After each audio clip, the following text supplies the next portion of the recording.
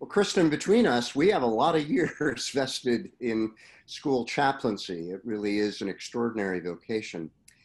And as we've talked over the last 2 years in our Thriving in Ministry peer learning community, we've come to appreciate what seem like some universally shared experiences among most school chaplains we know. I mean, it's richly rewarding service to which we feel called, and at the same time, it's filled with the challenges of serving pluralistic communities, engaging in a ministry that requires us to wear many hats, whereas often as not, our very full schedules of daily chapel services, classroom teaching, and a wide variety of other responsibilities need to be put off because an individual or the entire community needs urgent and ongoing pastoral care.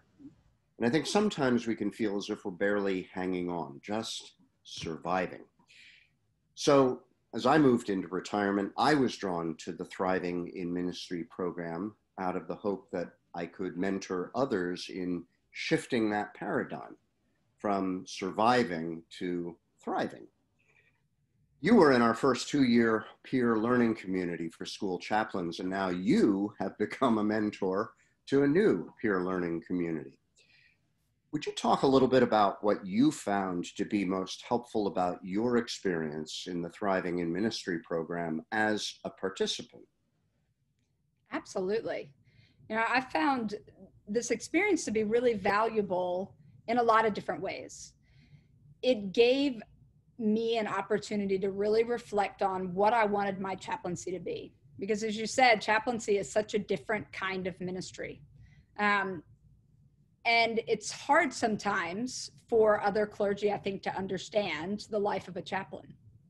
And so it gave me an opportunity to really sit down and look at my goals and find out what I wanted to focus on then and sort of longer term in what I was doing in my school.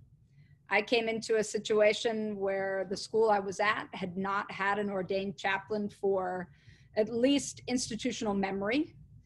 And so I've really had to do a lot of teaching of what a chaplain is. And it was really helpful for me to have a group where I could sit down and say, what is that job? And what are the really non-negotiables in my role as a pastor and as a priest and as a teacher in this place?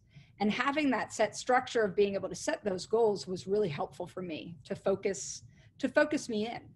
And to have people to hold me accountable who understood what I was going through. And as a mentor, it was seeing that shift you all began to make from just hanging on to establishing ways to support one another that was really especially gratifying.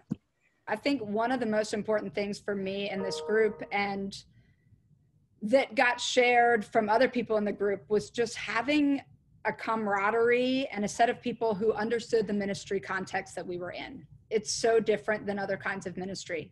And so being able to come and to share an experience or to go through a case study that dealt with a school life with people that you didn't have to explain what it meant to be in a school versus in a church was incredibly helpful. And having that support of, oh, I've been there, I understand. For me, I really gained from the support of having like-minded and like experienced colleagues, a lot of confidence in what I was doing. And I also left with a network of people that I know that I can still call on, and that I can share resources with, and that we can share information with in a way that I didn't have before I came into this. Kristen, thank you so much. I am really glad that you have decided to continue in the Thriving for Ministry program by mentoring a whole new group of school chaplains this year.